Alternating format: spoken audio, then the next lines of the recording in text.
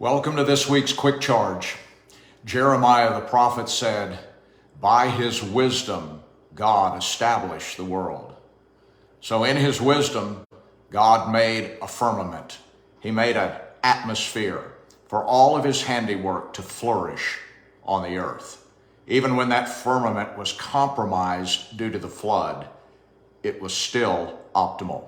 So the best place to encounter God and his love is in this world, in this life. This present environment is where it flourishes most. Solomon said in Ecclesiastes 9, "Both good and bad things happen to everyone. They happen to those who are fair and to those who are wicked. They happen to those who are good and to those who are evil." Jesus said in Matthew 5, "He makes the sun rise on both good and bad people. He sends rain for the ones who do right and for the ones who do wrong."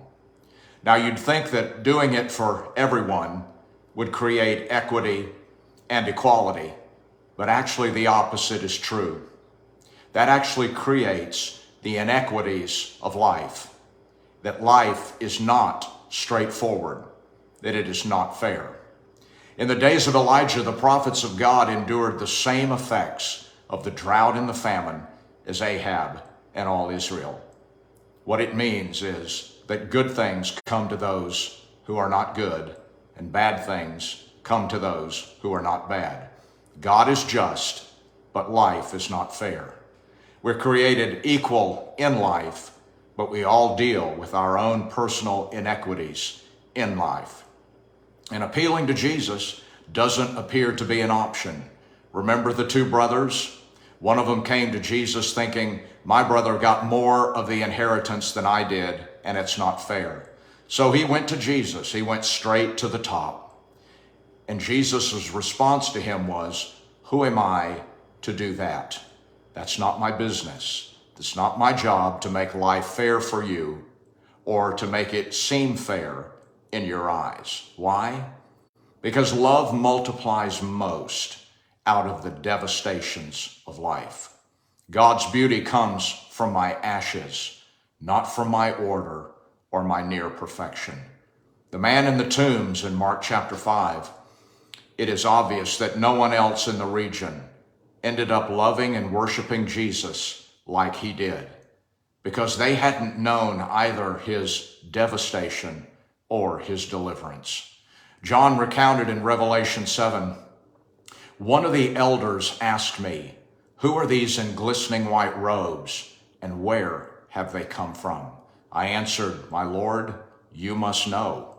Then he said to me, 'They are ones who have washed their robes and made them white in the blood of the Lamb, and they have emerged from the midst of great pressure and ordeal.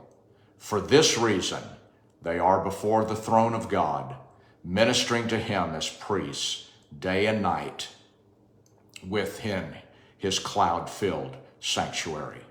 You see, the elder asked John about those in the robes so that he could answer his own question. He wants to talk about them.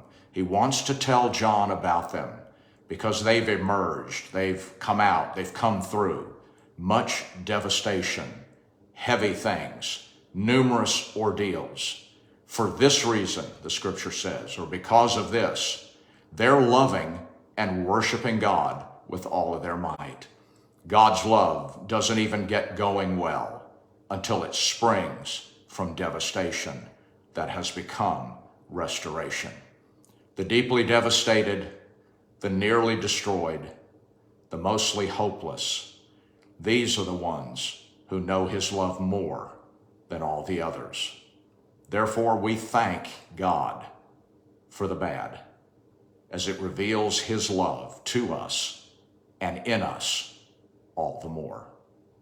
Join me next week for another Quick Charge. God bless.